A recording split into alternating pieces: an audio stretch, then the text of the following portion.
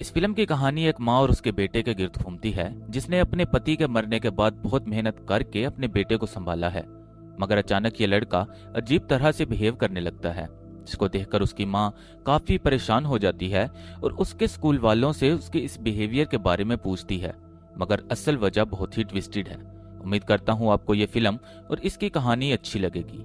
तो फिल्म की कहानी शुरू होती है मिनातो और उसकी माँ से। मिनातो अपनी माँ से कुछ अजीब सवाल पूछता है, जिस पर वो कुछ हैरान होती है कि उसके स्कूल में उसको क्या सिखाया जा रहा है। अगले दिन मिनातो अपने स्कूल के लिए घर से निकलता है और उसकी माँ अपने काम के लिए निकल जाती है, जो एक लॉन्ड्री शॉप में काम करती है। और मिनातो की माँ अकेली ही मिनातो को पाल रही है। लॉन्ड्री शॉप में मिनातो की माँ को पता चलता है कि मिनातो का एक टीचर अडल्ट बार में देखा गया है, मगर मिनातो की माँ ये बात मजाक में उड़ा देती है। उसी रात जब वो घर आती है तो वो बाथरूम में बिखरे हुए बाल देखकर परेशान हो जाती है। ये बाल मिनातो के हैं, जो उसने खुद काटे थे। मिनातो अपनी माँ को कहता है कि स्कूल में बड़े बाल अलाउ नहीं है, इसलिए उसने ये काट दिए।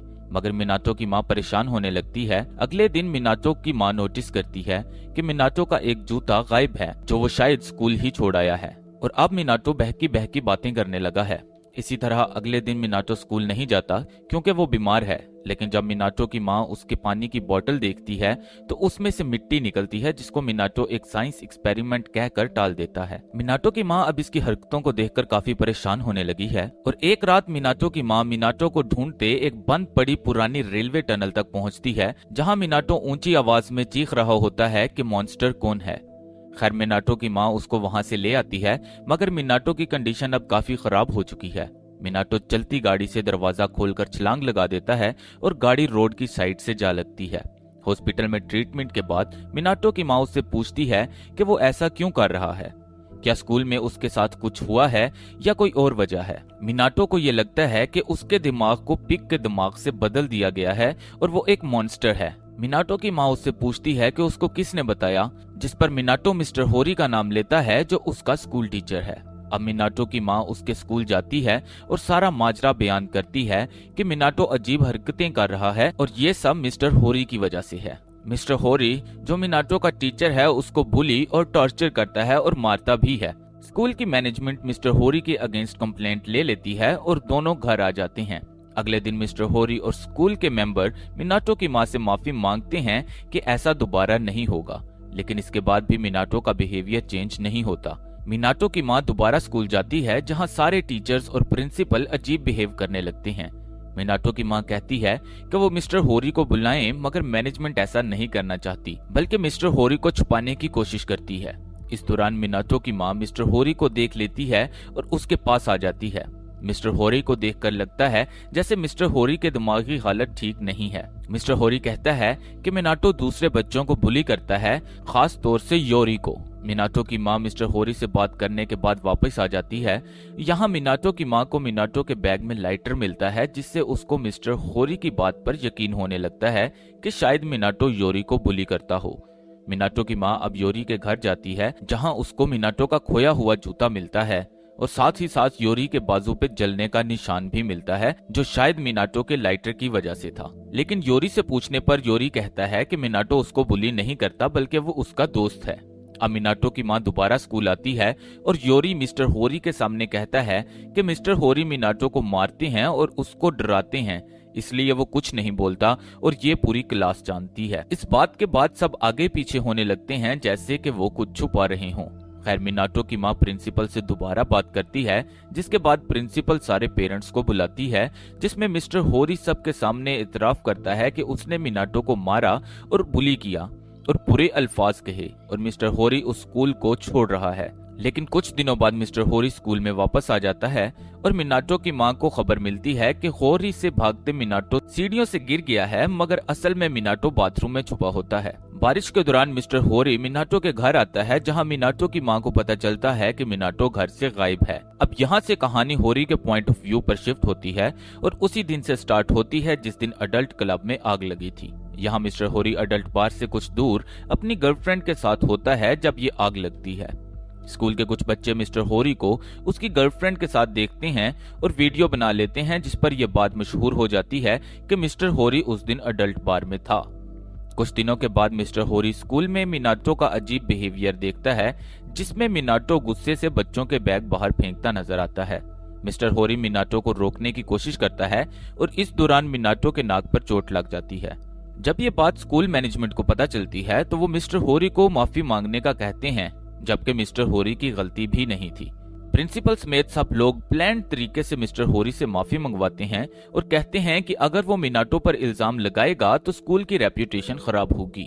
खैर, मिस्टर होरी माफी मांग लेता है और उसके बाद मिस्टर होरी योरी के घर जाता है, जहां वो योरी के बाप से मिलता है। यहाँ मिस्टर होरी को पता चलता है कि योरी का बाप असल में योरी को टॉर्चर करता है और उसको मॉन्स्टर कहता है, जिसकी वजह से योरी मेंटली डिस्टर्ब है। फिर एक दिन मिस्टर होरी योरी को बाथरूम में बंद देखता है, जहां योरी ये कह रहा होता है कि मॉन्स्टर कौन है। मिस्टर होरी यहाँ भी मिनाटो को देखता है और समझता है कि शायद योरी को मिनाटो ने बंद किया है। स्कूल की मैनेजमेंट ये जानते हुए भी कि होरी का कसूर नहीं है, होरी को मजबूर करते हैं कि वो सारा इल्जाम खुद पर ले और स्कूल छोड़ दे। और ऐसा ही होता है। पेरेंट्स मीटिंग में मिस्टर होरी सबके सामने इतराफ करता है और स्कूल छोड़कर चला जाता है। इस वाकया के बाद मिस्टर होरी की गर्लफ्रेंड उसको छोड़कर चली जाती है और न्यूज वाले मिस्टर होरी के बारे में न्यूज़पेपर में लिखते हैं, जिसके नतीजे में बच्चे मिस्टर होरी को तंग करने लगते हैं और तंग आकर मिस्टर होरी दोबारा स्कूल आ जाता है, जब मिनाटो होरी से डरकर भागता है।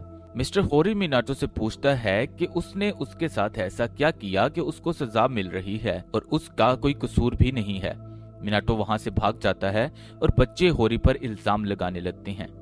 होरी स्कूल से घर आता है, जहां होरी को योरी का एक पेपर मिलता है, जिसमें वो नोटिस करता है कि योरी ने मुख्तलिफ अल्फाज को उल्टा लिखा हुआ है। पढ़ने पर पता चलता है कि योरी और मिनाटो असल में दोस्त हैं और उस पे मिनाटो का नाम लिखा था। इसलिए होरी मिनाटो के घर जाता है ताकि जो इल्जाम उसने मिनाटो पर लगाया है कि वो योरी को बुली करता है, उसकी माफी मांग सके। मगर पता चलता है कि मिनाटो गायब है।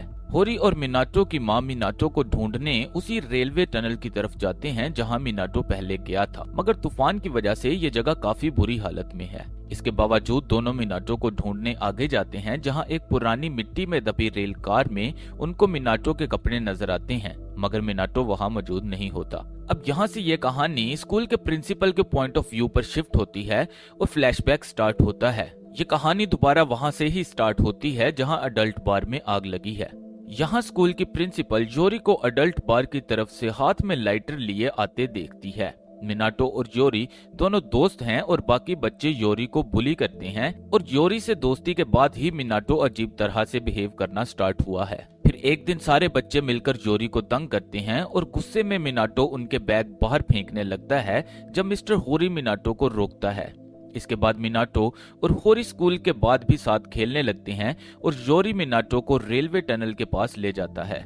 यहाँ ये दोनों उसी पुरानी रेल कार में खेलते हैं और फिर एक दिन स्कूल में दोनों को एक मरी हुई बिल्ली नजर आती है। ये दोनों उस मरी हुई बिल्ली को जंगल में ले आते हैं, जहाँ योरी इस बिल्ली को खुशक पत्तों से कवर करके आग लगा देता है। मिनाटो उससे पूछता है कि अगर जंगल में आग लग गई तो योरी कहता है कि फायर ट्रक आके उसको बुझा देगा।